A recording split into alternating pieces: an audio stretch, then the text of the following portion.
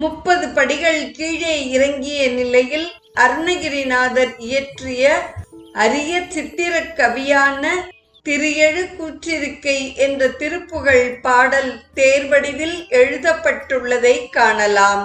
மாடக்கோவிலை வலமாக வந்தால் கீழ்ப்புறத்தில் பிரணவ உபதேசம் என்ற தல வரலாற்று காட்சி சுதை சிற்பமாக அமைந்துள்ளதை நாம் காணலாம். பிரணவ உபதேசம் செய்த தலம் என்றாலும் சுவாமிமலையில் அதற்கான பெரிய விழா எதுவும் பிரபலமாக நடைபெறுவது இல்லை.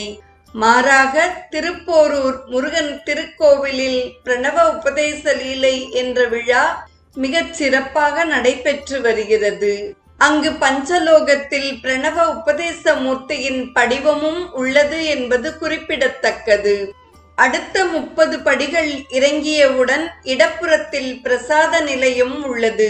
எதிரில் திருக்கோவில் யானை நின்று பக்தர்களுக்கு தனது துதிக்கையால் ஆசி வழங்குகிறது. வலப்புறத்தில் அருள்மிகு மீனாட்சி அம்பிகை தெற்கு நோக்கியும் சுந்தரேஸ்வரர் கிழக்கு நோக்கியும் எழுந்தருளியுள்ளனர். ஈசனுக்கு முருகன் உபதேசம் செய்ததால் பரமகுரு முருகன் மேல்தளத்தில் வீற்றிருப்பதாக ஐதீகம்.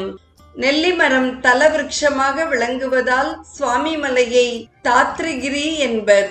குருமலை, சுவாமி சைலம் போன்ற வேறு பெயர்களும் உண்டு.